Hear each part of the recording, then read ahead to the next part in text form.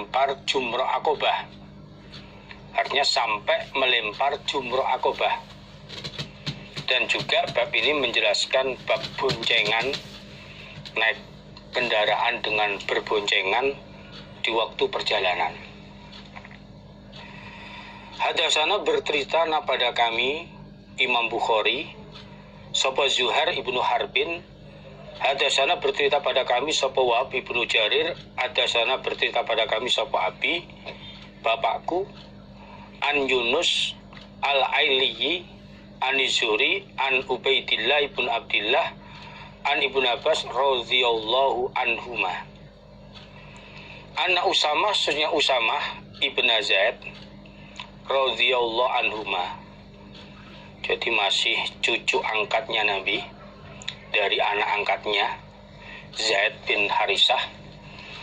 Iku karena ada siapa Usamah iku ridfan Nabi, menjadi boncengannya Nabi Shallallahu Alaihi Wasallam min Arafata, dari tanah Arafah, mulai tanah Arafah ilal Musdalifati, sampai tanah Musdalifah. Sumardafa, kemudian membonceng siapa Nabi Al-Fadl pada Fadl bin Abbas minal Musdalifati, dari tanah Musdalifah ila Mina, menuju tanah Mina. Jadi Ibnu Abbas bercerita bahwa Usamah, anak laki-lakinya Zaid bin Harisah, merupakan anak angkat dari Nabi, berarti cucu angkatnya. Usamah ini menjadi boncengannya Nabi. Artinya Nabi membonceng Usamah di belakang Nabi mulai tanah Arafah sampai ke tanah Musdalifah. Jadi mulai maghrib sampai ke tanah Musdalifah, masuk ke waktu Isya. Kemudian Nabi ganti membonceng Fadl bin Abbas ini mulai tanah Musdalifah sampai ke Mina. Jadi dalam perjalanan ibadah haji Arafah ke Musdalifah, Nabi membonceng Usamah, sedangkan dari Musdalifah menuju Mina, Nabi membonceng Fadl. Kalau berkata siapa Ibnu Abbas, fakilahuma, maka kedua-duanya yaitu Usamah dan Fadl, iku kola, berkata keduanya, lam yazal, tidak henti sopaan Nabi Shallallahu Alaihi Wasallam iku yulabi, membaca talbiyah siapa Nabi, hatta Roma, sehingga melempar siapa Nabi Jamrotal Aqobah, pada jumroh Aqobah.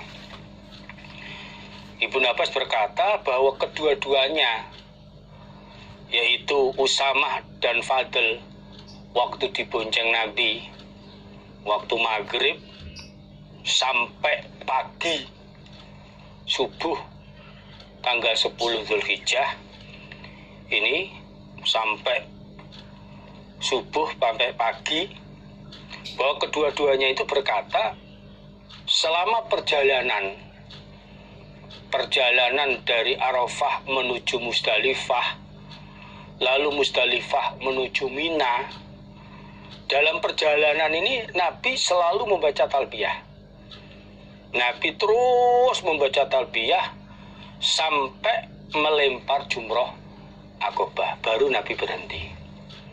Ya, di samping itu karena sudah malam hari raya, di samping membaca talbiyah, dalam hadis yang lain juga diterangkan dan sesuai dengan bab, di samping baca talbiyah Nabi juga membaca takbir. Jadi takbiran juga. Jadi talbiyah, takbiran selama perjalanan sampai melempar jumroh Aqobah. Ini berarti berdasarkan dalam hadis ini, berhentinya dalam membaca talbiyah itu ya sampai melempar jumroh Aqobah. Ini, dan di waktu malam malam tanggal 10 sampai tanggal 10 ini baca talbiyah terus dan juga baca takbiran, berhenti sampai melempar jumroh akobah. Nah, ini. Dan disinilah juga dalam perjalanan Nabi berboncengan dengan Usamah dan juga bersama Fadl. Babun, adapun ini bab mata kapan yafa'u bertolak siapa orang min jam'in dari tanah jam'in, tanah Musdalifah. Bab ini menjelaskan kapan orang itu bertolak ini dari tanah Musdalifah untuk menuju Mina. Kapan di dalam meninggalkan tanah Musdalifah berangkat menuju Mina melempar jumroh akobah. Jadi mulainya meninggalkan Musdalifah itu kapan? Hadatsana Hajjat bercerita pada kami Imam Bukhari sapa Hajjat ibnu Minhal. Hadatsana bercerita pada kami sapa Subah an Abi Ishaq sami'tu Amr ibnu Maimun. Yaqulu berkata siapa Amr? Saya itu datang aku atau menyaksikan aku Umar pada Umar radhiyallahu an mengerjakan sholat siapa Umar bin Khattab bijam'in di tanah Musdalifah as-subha pada sholat subuh. Suma waqafa kemudian berhenti siapa Umar, berhenti sejenak setelah sholat subuh. Ya sebelumnya dengan doa-doa ini. Jadi Amr bin Maimun dia berkata bahwa saya menyaksikan datang secara langsung kepada Umar bin Khattab, beliau mengerjakan sholat subuh di tanah Musdalifah. Kemudian beliau berhenti sejenak sebelum meninggalkan tanah Musdalifah, berdoa-doa setelah sholat subuh. Faqala maka berkata siapa Umar, innal musyrikin sesungguhnya orang-orang musyrik iku kanu ada mereka iku la yufiduna tidak bubar mereka tidak bubar meninggalkan tanah Musdalifah hatta tatlu'a sehingga terbit opa samsu matahari.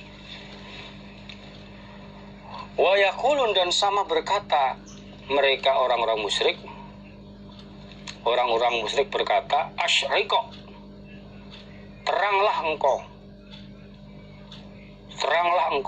bersinarlah engkau sabiru wahai gunung Sabir. Itu ya biru yang benar pakai sabiru wahai gunung Sabir. Ini merupakan gunung yang sangat dikenal di sana. Dari arah kirinya orang yang akan pergi ke menuju Mina.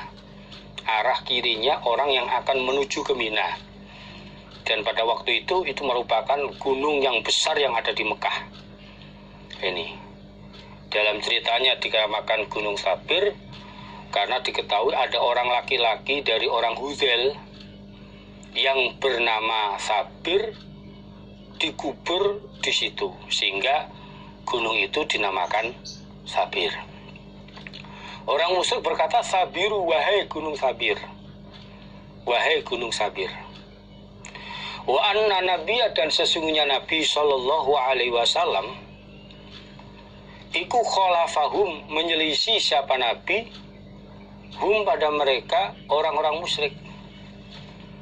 Tidak bubar dari Musdalifah saat terbitnya matahari, menyelisih orang musyrik. Summa afadha kemudian bubar siapa Nabi qabla an tatlu'a sebelum bahwasanya terbit apa samsu matahari. Lalu Umar bercerita di waktu masa jahiliyahnya bahwa orang-orang musyrik mereka saat bermalam di Musdalifah mereka enggak bubar, enggak meninggalkan tanah Musdalifah sampai matahari terbit. Jadi tetap berada di Musdalifah itu sampai matahari terbit. Dan mereka berkata, wahai gunung Sabir, kamu bersinarlah.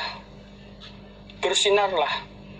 Ini berharap matahari segera bersinar sehingga Gunung Sabir itu kelihatan dengan jelas.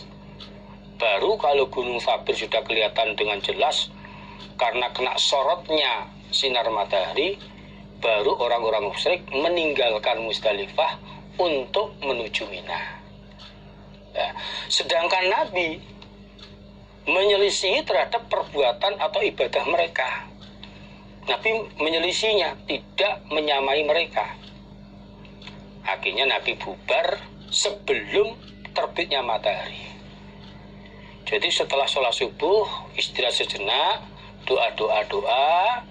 Setelah selesai, sebelum matahari terbit, sudah meninggalkan tanah Musdalifah menuju Mina, kemudian melemparlah jumroh Aqobah.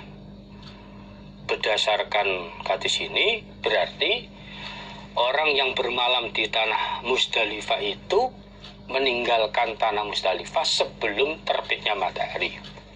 Biasanya nanti sampai di Mina ini sudah masuk waktu duha. Pada saat itulah mereka melempar jumroh Aqobah. Ini. Babu Ramil Jimari, babnya melempar beberapa jumroh. Yauman Nakhar, pada harinya menyembelih. Babnya melempar beberapa jumroh, maksudnya jumroh Aqobah saja. Melempar jumroh Aqobah saja pada hari menyembelih, zuhan di waktu duha. Bab ini menjelaskan melempar jumroh Aqobah pada hari menyembelih di waktu duha. Jadi waktu duha itu kurang lebihnya setelah matahari terbit, sinar nyorotnya ini kurang lebih 1 sampai 2 tombak. Ini waktu duha. Sampai sebelum tergelincirnya matahari, sampai sebelum tegaknya matahari di waktu siang. Itu waktu duha tanggal 10 Zulhijjah. Hadasana bercerita pada kaminya Imam Tirmidzi, sapa Ali bin Khosrom. Hadasana bercerita pada kami sapa Isa bin Yunus, Ani bin Juret, an Abi Zubair, an Jabir, kala berkata siapa Jabir. Karena ada sopan Nabi Sallallahu Alaihi Wasallam, iku yarmi, melempar siapa Nabi, Yauman Nakhar, pada hari menyembelih, zuhan di waktu duha, melemparnya di waktu duha. Wa amma ba'da dzalik, adapun setelah demikian itu, setelah hari menyembelih, berarti pada tanggal 11 atau tanggal 11, 12 atau sampai tanggal 13 Dzulhijjah. Fa ba'da zawalis samsi, maka setelah tergelincirnya matahari di waktu siang sampai sebelum tenggelamnya matahari. Jadi Jabir berkata bahwa Nabi Shallallahu Alaihi Wasallam waktu hari menyembelih pada tanggal 10 Zulhijjah, Nabi itu melempar jumroh Aqobah di waktu duha. Melempar jumroh Aqobah di waktu duha. Matahari setelah bersinar kurang lebih 1 atau 2 tombak sampai sebelum tegaknya matahari. Ini tanggal 10 Zulhijjah, tanggal 10 Zulhijjah melempar jumroh Aqobah. Adapun setelah itu, setelah hari menyembelih pada tanggal 11, 12 atau sampai tanggal 13 Dzulhijjah, melempar 3 tugu. Melempar ula, wusta, dan Aqobah. Ini dilempar dengan 7 kerikil yang kena dengan ucapan takbir. Dengan ucapan takbir itu prakteknya setelah tergelincirnya matahari. Setelah tergelincirnya matahari di waktu siang sampai sebelum tenggelamnya matahari.